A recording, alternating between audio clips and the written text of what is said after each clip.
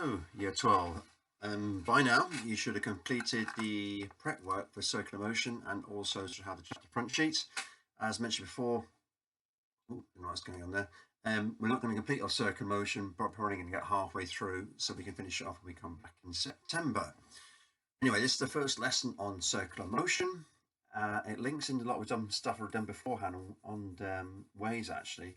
We understand a bit more on phase now because there's a link up, and there's also a link up with circular motion and simple harmonic motion, which you do in year 13. Anyway, this lesson is about defining circular motion, also performing calculations using v equals 2 pi r t, defining angular displacement and angular speed, and converting angles from degrees to radians, and performing calculations using omega equals v over r, or also 2 pi f. So, what is first of all meant by circular motion for entertainment value? And I don't think I've opened the link up to this. This is just quite remarkable, and this is it's pretty close to circular motion.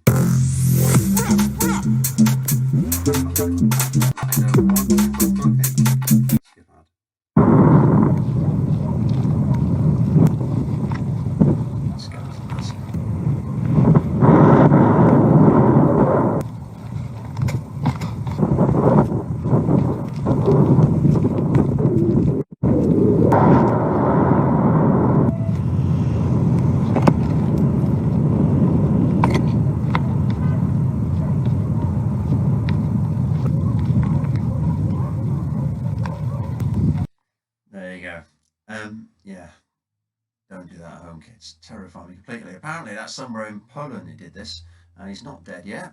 Which is, I can't see how long you'll live. You'll live anyway, doing stunts like that. Anyway, uniform circular motion. Well, these are examples of uniform circular motion. Here you got the planet Venus. This is called a transit of Venus, where basically Venus comes in between the Sun and Earth, and you can see it going across there. Venus going around the Sun is forming circular motion.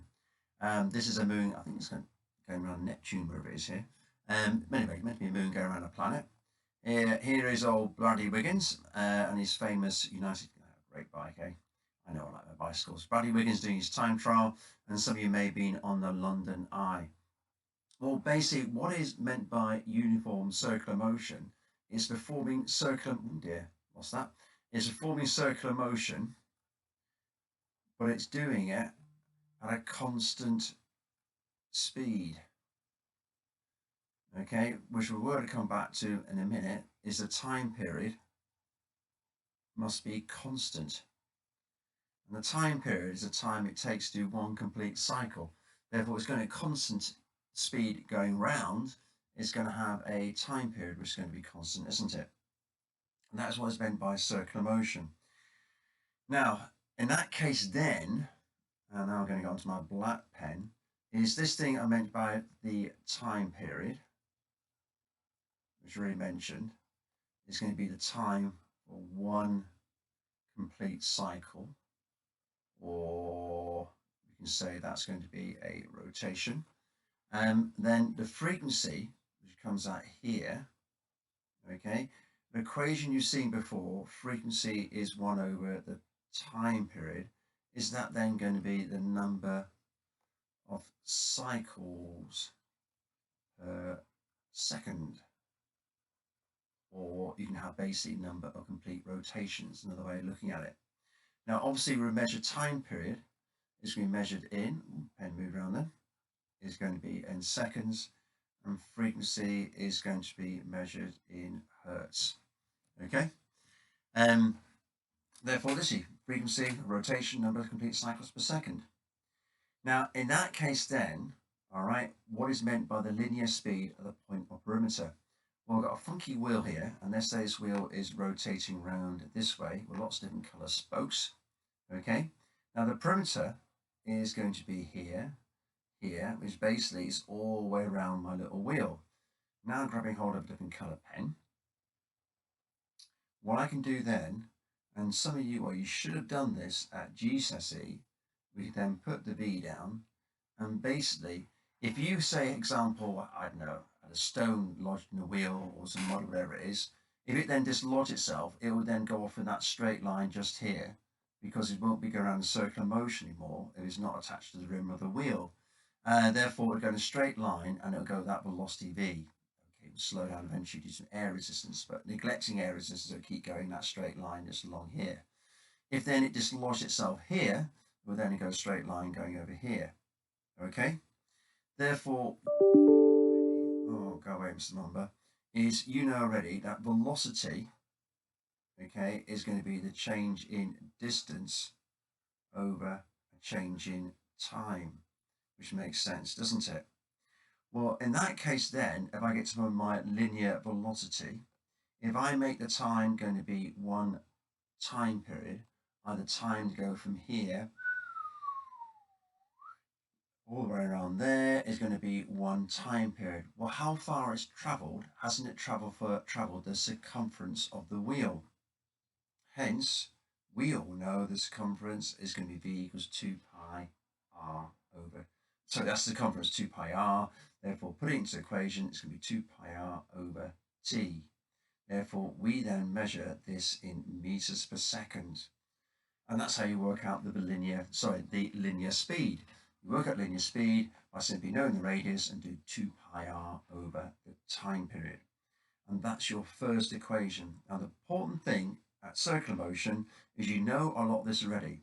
That is your linear going in a straight line. You know that. This is now circular, and all you're doing is taking that equation and you convert it for circular motion, where you're going around here, rather than a straight line distance, I've now got a circular distance. I've got the perimeter, I've got the circumference. Nice and easy. Okay, and that's the case then, how good are you at this? So a cyclist about to die at 30 miles per hour, and that could be good old Bradley Wiggins, and has a wheel of 700C. Now, I don't know why, I seem to have another C appearing here, and I'm going to take that off there now. Before I forget about it, can I take it off there? It's meant to be 700C, not 700cc. For some reason, got an extra C there. Don't know why. Get rid of it. Okay, wheel has a 700C, which basically means the diameter is going to be 700 millimeters. We're going to calculate the time for one rotation. I want the frequency of rotation and number of revolutions of the wheel in 1 minute. Now, what you should do now is stop the video, get a piece of paper out, answer it, because in a second I'm going to show you the answers, make sure you got it correct. So stop the video, answer the question. Right, hopefully you stopped the video and done what I told you to do, rather than just watching the answers, which is pointless. Hopefully you did stop the video. So what we do in all of these is straightforward. Going here is we want to know, well, write down what we know. Well, the important thing is I've got my 30 miles per hour. Now, what you've got to do straight away, and it does happen a few times, is you've got to put that in meters per second. Okay, now how do you put it in meters per second? Can't speak now. Is first of all, what you do, you need to convert your miles to kilometers. Okay, now the conversion, it's about 0.6 of a mile is a kilometer. But the actual, I think I wrote that was 0.621, whatever it is. Look it up. 0.62 anyway. So what you do first of all is you take your 30, you divide it by 0.62, and I've got my good old calculator here. 30 divided by 0.62 equals, get the right one in, is 48.4. Okay, 48.4 kilometers. Then I know then that's going to be 48.4 times 10 to the power 3, which puts it into meters. To get it into meters per second, then what I need to do is take my 48.4 and then I need to divide it by 3,600. Why? Because it's 3,600 seconds of 1 minute. That's going to be 60 times 60. So now divide that by 3,600. And bingo, I get an answer of, oh, got a terrible answer there, didn't do my calculator properly. Divided by 3,600. Get there eventually. I got 13.4. And then that's going to be 13.4 meters per second. That's your first conversion. Now, going from there is, I need a time from one rotation. What I would do then is use my new equation, which I showed the previous slide, v equals 2 pi r over t. And therefore now I know is t is then going to be 2 pi r over v. And then that's going to be 2 multiplied by pi, and my r coming up here is going to be my 350. But what I need to do is put that as 10 to the minus 3. I need to use 10 to the minus 3 because it's in millimeters. And then all over, velocity is I've then got 13.4, because that's going to be the linear velocity just here.